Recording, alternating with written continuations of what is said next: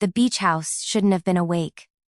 That was Brianna's first thought as she stepped out of her car, salt wind tugging at her hair. The porch light glowed warmly against the dusk. A welcome beacon, except she hadn't been home in 7 weeks and she never left the porch light on. It was the kind of detail she would notice even after months at sea. Small things out of rhythm, out of place, out of her control. The soft hum of music drifted through the cracked kitchen window. Not her playlist, not her speakers. A brighter, glittery sound, something her sister played whenever she wanted to feel like the main character of someone else's life. Brianna's pulse thudded once, not fear, recognition. She pushed open the front door.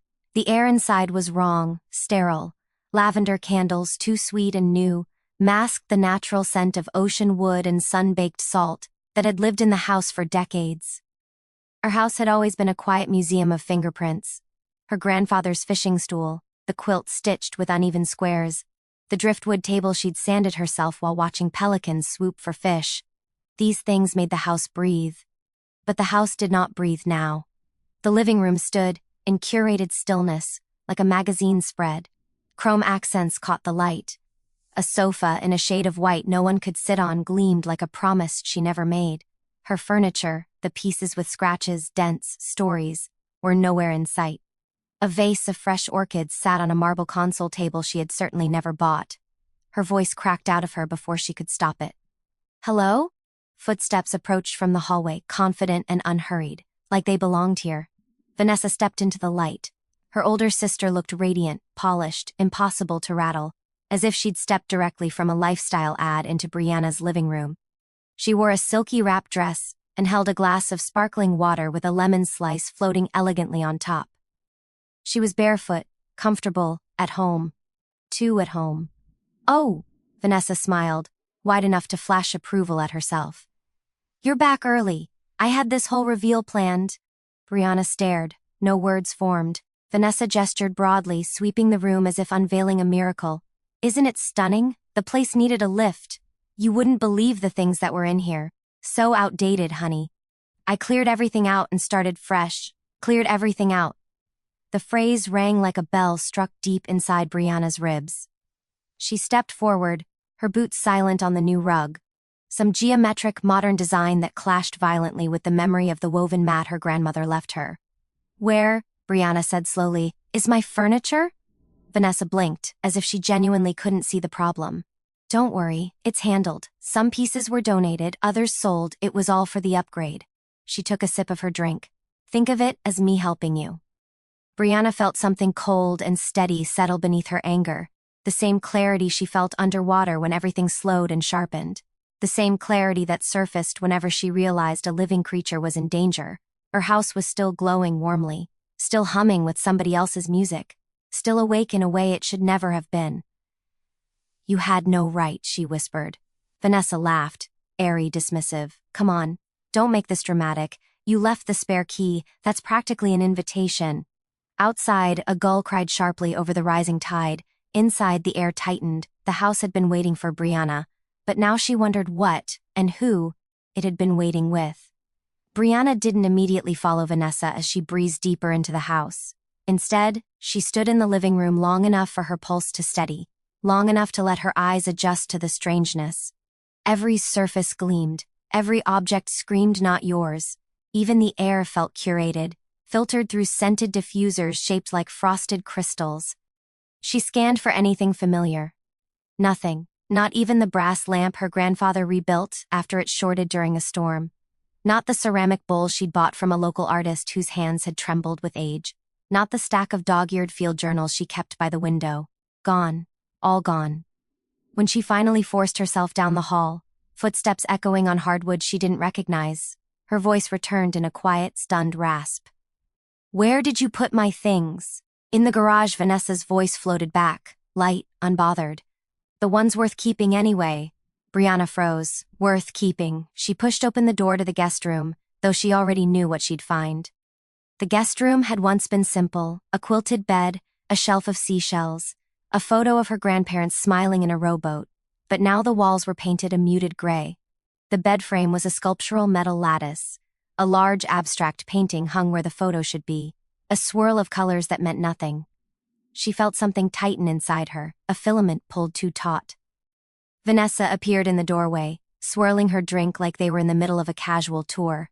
You know, the old guest room was really quaint. This is so much more inviting. Don't you think? No, Briana said. The word came out flat. I don't think that... Vanessa waved a dismissive hand. You are so attached to old things, Bri. It's sweet, but it holds you back. A home should evolve. You should evolve with it. Briana stepped closer, lowering her voice. You can't walk into someone's life and decide what should evolve, but you weren't here. Vanessa's voice brightened, as though she had found the winning argument. You're always off on boats or in labs or halfway around the world. Someone had to take care of this place. I wasn't absent, Briana said. I was working, same thing. That stabbed deeper than Briana expected. She moved past Vanessa, headed toward the garage, her fingers trembling just enough to betray her calm. As her hand touched the doorknob, Vanessa called softly, in a tone Briana recognized as dangerous. Bright, airy, layered with unspoken stakes. Oh, before you look, she said, I should warn you. Not everything could be stored. Meaning? Briana asked without turning. Meaning some pieces just didn't fit the new aesthetic. They were old, stained, a bit sad. Vanessa paused, letting her own self-satisfaction settle into the silence. Donated, mostly. The doorknob felt icy under Briana's palm. She twisted it before she could give herself second thoughts. The garage light flickered on, revealing what looked like an evidence room after a hurricane. Boxes sagged, half open. Furniture legs jutted from piles of bubble wrap. But most of the furniture, the signature pieces of her childhood summers, were not here. The driftwood table, gone. Her grandmother's quilt, gone. The rocking chair with grooves carved by decades of hands, gone. A cold absence pressed in from all sides. She didn't move. She didn't breathe. She simply stood and let the realization settle with devastating clarity. They hadn't merely been hidden. They had been erased. This is violation, Briana whispered. Vanessa stepped in behind her, arms folded, expression tightening. You're being dramatic. No, Briana said, turning to face her fully. The trembling in her fingers had stopped. You crossed a boundary that wasn't yours to touch. You gave me the key, Vanessa shot back, not the permission. A flicker of irritation, small but sharp, crossed Vanessa's face. It was the look she wore whenever the world resisted her version of logic. Look, Bri. I know you're stressed from work and traveling, but I did this for you. I invested time, money, energy. This house was falling behind. Someone had to make decisions. Briana stared, incredulous. My decisions. It's my house. It's a family house, Vanessa countered. And you weren't using it responsibly.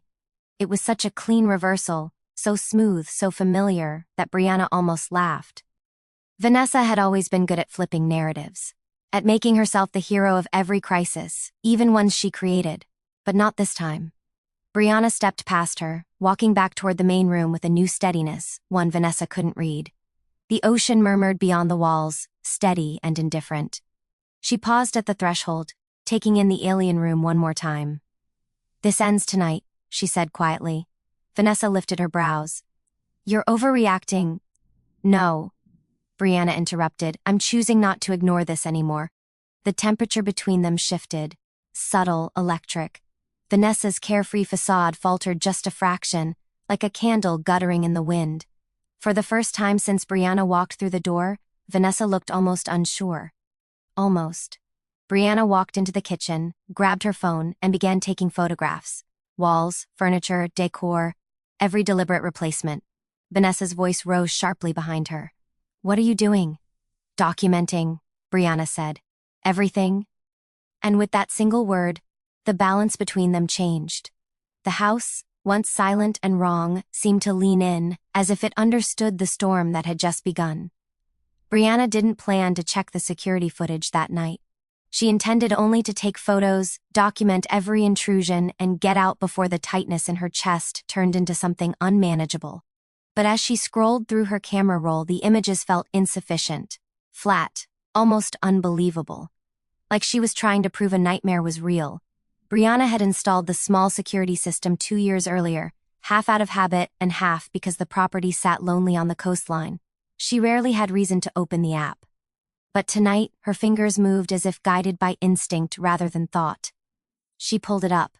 A list of past clips appeared, neatly time-stamped, and one date jumped out immediately. 4 weeks ago. The week Vanessa had sworn she was traveling for work. Her thumb hesitated only a heartbeat. She tapped the video. What loaded onto the screen stopped her breath entirely. There was Vanessa. Same wrap dress, same self-assured stride, letting herself into Briana's house, using the spare key from the lockbox. But that wasn't the part that made Briana's jaw clench. It was the people behind her. Not professional movers. 2 men she didn't recognize. No uniforms, no company truck. One carried her driftwood table. Another hauled out her grandmother's trunk with careless speed, nearly dropping it on the steps. Vanessa stood on the porch, gesturing with her hands, directing them where to place things like a commander orchestrating an invasion. She looked excited. Giddy, even. Briana's throat tightened. She watched another clip, then another. Furniture being hauled out. Bags of textiles tossed into a van. Art wrapped in blankets, her art. Then came the one that collapsed something in her entirely. A close-up angle from the hallway camera, Vanessa stepping into Briana's bedroom, pausing, scanning. Her expression changed. Sharp, evaluative. She opened drawers, rifled through them without hesitation, pulling out the old jewelry box Briana kept tucked away, the jewelry box her grandmother had gifted her when she was 12. Briana felt her stomach drop. She remembered that jewelry box vividly, oak wood, hand-carved, smelling faintly of cedar. Inside were a few pieces she never wore, a vintage brooch, a small pearl ring, and a locket containing a picture of her grandmother taken decades before Briana was born. Vanessa placed the box in her tote bag, zipped it shut, and left the frame. Not furniture, not decor, blood memory. Briana's knees nearly buckled. She backed up until she hit the edge of the kitchen counter, gripping it hard enough her knuckles went white. The footage kept playing, but her vision blurred at the edges, tunneling. Vanessa had not simply redecorated, she had plundered. A slow, steady fury began to burn under Briana's skin. A quiet, controlled flame that came from someplace deeper than anger. It was betrayal, yes, but also clarity. Vanessa had crossed into something much darker than boundary breaking. The house felt suddenly smaller around Briana, its walls holding secrets she hadn't even known were happening within them. She forced herself to breathe, in and out, grounding herself in the sound of waves pressing against the shore. Then Vanessa appeared in the doorway behind her. "Are you seriously still taking pictures?" she asked, exasperation dripping through her voice. "God, Bri. Enough already." Briana turned her phone toward her sister without a word, screen still glowing with the footage. For the first time since Briana had walked through the door, Vanessa's confidence faltered. "What is that?" Vanessa asked, though her eyes already knew. "You tell me," Briana said. Vanessa stepped closer, trying to snatch the phone, but Briana pulled it back. "Don't," Briana warned. Vanessa's lips parted slightly, the beginning of an excuse forming, curling, rehearsing. "Bri, look. Those things were just collecting dust. You don't even use half of your... You stole from me." The words fell like a hammer. Real. Heavy. Unavoidable. Vanessa blinked, startled not by the accusation, but by the bluntness. "Oh my God, you're being ridiculous."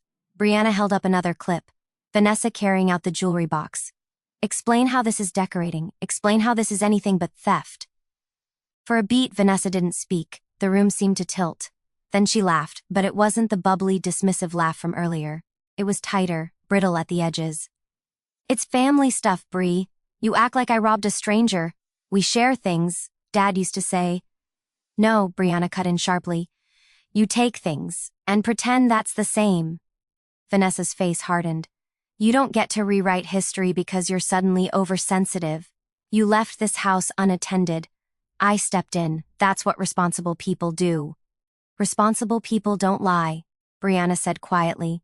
The silence that followed stretched thin as glass, a silence that held their entire childhood inside it. Then Briana said the words that shifted everything. "I'm filing a report." Vanessa paled. "Bri, don't you dare." But the tide had already turned. For the first time, the fear wasn't Briana's, it was hers. And that changed everything. Briana didn't sleep. She sat at the kitchen table long after midnight, security footage looping silently on her laptop, the screen casting pale light across her face. Each clip scraped fresh nerves raw, drawers rummaged through, heirlooms tucked away like pocket change, strangers hauling off her life piece by piece. Outside, the tide rolled in and out, but inside the house, nothing felt steady. She replayed the clip with the jewelry box, then again, and again, not to punish herself, but because a truth was crystallizing, one she'd spent years trying not to see. Vanessa didn't take out of need. She took out of entitlement, and Briana had been conditioned, gently, consistently, to make room for it. A sudden vibration startled her. Her phone lit up with a text from her father. "Dad, heard there was a misunderstanding. Let's talk before you do anything rash." Rash. The words sank like a stone. Another text came instantly. "Dad, your sister meant well. Don't turn this into something it isn't." A second stone. Briana closed her eyes, pressing fingers to her temple. Of course Vanessa had called them. Of course she'd framed herself as the concerned sibling. Her parents had always been eager to believe the version of events that required the least disruption. A familiar ache tightened in Briana's chest, childhood returning in phantom echoes. All the times Vanessa borrowed things without asking. All the times she told half-truths that painted Briana as overreactive. All the times her parents urged Briana to be flexible, be understanding, not make a scene. But this wasn't a borrowed sweater. This wasn't a squabble. This was a break-in, a theft, a violation. And still, she was the one told not to do anything rash. Her phone buzzed again. "Mom, sweetheart, your sister is upset. We're all upset. Family doesn't call the police on family." Briana set the phone down as if it were something sharp. Her eyes drifted to the hallway, to the bedroom where she used to fall asleep listening to ocean wind, to the walls that once held her grandmother's framed quilting patterns, to the floors her grandfather had re-varnished by hand. The house had been a refuge. Now it felt like evidence. A soft creak made her look up. Vanessa stood in the doorway, barefoot, arms wrapped around herself. The confidence she'd wielded earlier had thinned. "You're really going to do this?" she asked quietly. Briana didn't answer. Silence was safer. Silence made Vanessa fill in the gaps. Vanessa stepped closer, her voice dropping to that familiar coaxing tone, the one she used when she wanted something smoothed over. "Bri, you know how Dad gets when he's stressed. Mom's worried sick. This is tearing everyone apart." "You tore it apart," Briana said. Vanessa flinched, but only for a breath. "I was helping. The house needed—" "It wasn't your decision." "It was," Vanessa insisted, a flash of heat sharpening her words. "Because you're never here. You treat this place like a weekend hobby. I'm the one who cares about the family legacy." Briana stared at her. "You sold the legacy." A beat, a flicker in Vanessa's eyes. A fracture. "I had a plan," Vanessa said, lifting her chin. "A partnership. A rental project. I was going to surprise you. We could have made good money." "Stop," Briana said, not harshly but resolutely. "This isn't about money." Vanessa's mouth tightened. "You're damn right it is. I've been trying to keep this family afloat while you disappear into the ocean every chance you get. Do you even know how many times Mom and Dad have needed help? How often I'm the one paying their bills? How much pressure I'm under while you run off on research trips?" The words hit hard, some sunk in, some skidded off, some pierced. But they didn't excuse what Vanessa had done. "Why didn't you ask me for help?" Briana asked softly. "Because you'd say no," Vanessa snapped, and there it was. The admission that pulled the whole lie apart. "You assume my answer," Briana said, "and then punish me for it." Vanessa's face crumpled for a moment. Raw, unguarded emotion slipping through. "I was drowning, Bri. I thought the house could fix things." A long, trembling silence filled the space between them. Then Briana asked the question that split the night open. "Is that why you took the jewelry box?" Vanessa's eyes darted away. Her throat bobbed, no answer, and the lack of one was answer enough. Briana stood, closing the laptop gently. The security footage reflected in the screen. Clear, undeniable. "I'm not doing this to hurt you," she said quietly. "I'm doing this because if I don't draw a line here, I'll never be able to draw one again." Vanessa's breath hitched. "Please. Don't go through with it." But the fault lines were already set. Pressure had built too long, and something deep inside Briana had finally, irrevocably shifted. She picked up her phone. "I'm calling the sheriff in the morning," she said. Vanessa's expression broke, fear, anger, disbelief all colliding. And somewhere deep in the house, a floorboard creaked as if the structure itself understood. The moment for forgiveness had passed. The storm was inevitable. The sheriff's SUV rolled up the gravel driveway just after sunrise, tires crunching over shells and windblown sand. The beach was still waking, gulls circling, waves pulling themselves into a gentle rhythm, but inside the house, the air was wound tight as a drawn bow. Briana stood on the porch, arms folded, the security footage loaded on her tablet. She'd expected to feel steady. Instead, her heart was knocking against her ribs with a desperate rhythm, as if trying to warn her that once she crossed this threshold, nothing could be undone. Vanessa watched from inside the screen door, pale, rigid, hands shaking just enough to betray the fear she'd spent her whole life refusing to name. The deputy stepped out, a woman with sharp eyes and a steady, deliberate calm that made the moment feel even more real. "You're Briana Hale?" "Yes." "And you're the homeowner?" "Yes." The deputy nodded toward the door. "May we come in?" Briana stepped aside. Click, the door shut behind them. The sound felt final. Vanessa hovered in the living room like a ghost trying to decide whether to haunt or flee. When the deputy turned to her, Vanessa straightened her shoulders, summoning that familiar veneer of charm, the one she'd used to get out of speeding tickets, to smooth family fights, to slip through consequences like water slipping through fingers. "Good morning," Vanessa said with brittle politeness. "This is all a misunderstanding. I was helping my sister." Briana powered on the tablet. The footage began to play. No theatrics, no commentary, just truth.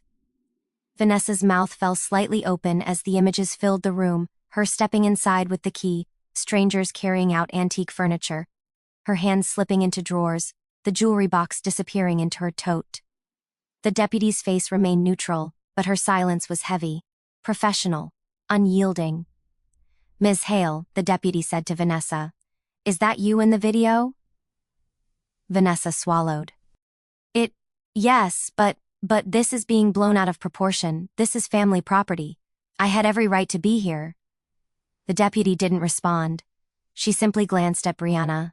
Briana didn't look away as she spoke. "Nothing in this house belongs to her. The deed is in my name. These were family heirlooms gifted to me specifically. She didn't ask permission. She sold items, removed others. I found my grandmother's jewelry missing. Stolen," the deputy corrected gently. The word echoed with cold clarity. Vanessa snapped. "I didn't steal anything. You're twisting this, both of you. I was saving this place. I was fixing it. I was doing what nobody else had the courage to do." She was unraveling. Every sentence rose like a jagged wave, threatening to crash. "Why won't anyone see that?" Vanessa cried. "Mom and Dad get it. They understand the pressure. They know how much I do. But you..." She pointed at Briana, trembling. "You always make me the villain because it's easy. Because you don't have to take responsibility for anything. You run away to the ocean, and I'm the one who stays. I'm the one who takes care of everything." Her voice cracked. It wasn't manipulation this time. It was confession. For a fleeting second, Briana saw her sister not as the thief or the saboteur, but as someone cornered by her own lies, her own burdens, her own fear of never being enough unless she was in control of something, or someone. But empathy didn't erase reality. "I wasn't running," Briana said softly. "I was living my life. You could have asked for help, Nessie. You never had to take it." The nickname, unused for years, hit Vanessa like a strike to the chest. Her eyes shone.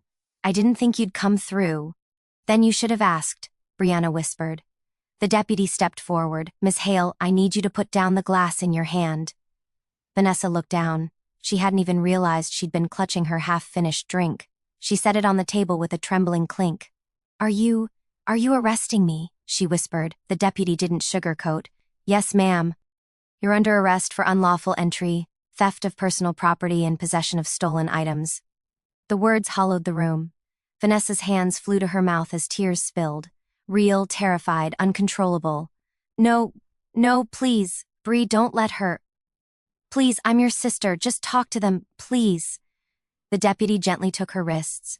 Briana's throat closed, her vision blurred, her palms went cold. This was justice. This was necessary. This was devastating.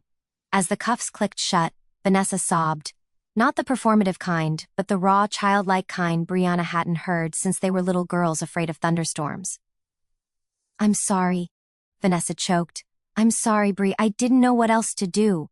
But it was too late. The consequences had arrived. The deputy led her toward the door. Briana turned away, jaw shaking, pressing a fist to her lips to keep herself from collapsing under the weight of it. Outside, the sun rose fully over the water, bright, indifferent, golden on the breaking waves. The house was finally quiet. Too quiet. And for the first time, Briana felt the uncontrollable, searing truth. Doing the right thing could break you, even as it saved you. The house stayed silent for days after Vanessa's arrest, as if holding its breath. Briana moved through the rooms like someone relearning the geography of a familiar but damaged landscape. The new furniture was still there, smooth, soulless, unnervingly perfect. But now it felt less threatening, more like a temporary residue that would eventually be swept away. The sheriff's office called twice. Her parents called more. Each voicemail had its own tone. Her mother pleaded. Her father scolded. Her aunt whispered that she understood, but wished it hadn't come to this. And beneath all of it, Briana could hear the same refrain. Undo it. Fix it. Keep the peace. But peace had always meant silence. Hers, specifically. And silence had sculpted this moment. On the third afternoon, Briana carried a small folding chair out to the dunes and sat facing the sea. The winter sun slanted in pale gold across the water, the waves rising and falling in long, slow breaths. She let her feet bury into the cool sand, grounding herself. She had always come here for clarity, but now the ocean felt like a mirror, restless, uncontainable, reshaping its edges with each tide. For the first time in years, she recognized herself in it. Behind her, footsteps crunched softly. It wasn't Vanessa. It wasn't anyone she expected. Helena approached, her colleague from the Marine Institute, a thermos of hot tea in one hand and concern etched in the gentle lines around her eyes. "Mind if I sit?" Briana shook her head. Helena settled beside her, pouring tea into 2 small metal cups. The steam curled toward the wind. "You look like someone carrying more than she should," Helena said. Briana exhaled. "I did what I had to, but it feels like I ripped something open that can't be stitched back." Helena considered this. Sometimes the wound was already there. You just finally stopped pretending it wasn't bleeding. A long silence followed, thick but not uncomfortable. Briana knew Helena wasn't looking for details. She was offering presence, not commentary. After a while, Briana reached into her jacket pocket and pulled out a small object wrapped in sea blue cloth. Helena watched as she unfolded it. Her grandmother's locket, recovered 2 days after the arrest, found in Vanessa's apartment inside a drawer filled with other things that didn't belong to her. Belongings with stories and names and histories. Briana traced the engraving with her thumb. "We used to sit on this beach," Briana said softly. "She told me that people are like tides. Some rush in and bring treasures. Some pull out what they have no right to take. You just have to learn which kind is standing in front of you." "And Vanessa?" Helena asked gently. Briana swallowed. She was both. She always was. A gull cried overhead. Foam swirled around the rocks, dissolving, reforming. "You know," Helena said, "the reef we're restoring? When coral breaks, it doesn't die, it fragments. Every fragment can become something new. Stronger, sometimes. More resilient." Briana let the metaphor settle inside her like a seed. When she returned to the house that evening, she finally began reclaiming it. Not with anger, not with urgency, but with intention. She opened windows wide, letting the ocean air sweep through the sterile decor. The lavender candles sputtered under the salt breeze and went out, one by one. She pulled sheets off the new furniture, stacked them neatly in the garage, and wrote donation labels without bitterness. As she worked, she found something unexpected. Calm. At midnight, she sat on the floor of what used to be the living room, watching moonlight stretch across the bare wood. The emptiness didn't frighten her. It felt like possibility. Like a room waiting to hear laughter again, waiting to carry warmth again. Her phone buzzed beside her, a voicemail from an unfamiliar number. It was Vanessa. Her voice was small, worn down, stripped of its usual polish. Bree, I don't know what to say except, I'm sorry. I know that doesn't fix anything. I know you don't owe me forgiveness. I want to get better. I'm scared, and I don't know who I am without pretending everything's under control. A shaky breath. A silence that felt heavy. I hope someday you'll talk to me again, even if it's just once. Even if it's just to tell me you're okay. The message ended. The house seemed to exhale with her. Briana didn't play it again. She didn't need to. Instead, she rose, walked to the mantel, and placed her grandmother's locket at the center. An anchor returning home. Outside, the tide reached its lowest point, exposing the long stretch of shoreline. A clean slate. A beginning disguised as an ending. Briana stood there, locket glinting in moonlight, feeling the gentle pull of the next tide forming in the distance. And she knew, some things break you, some things free you, and some things, if you let them, teach you how to rebuild the world you choose to live in.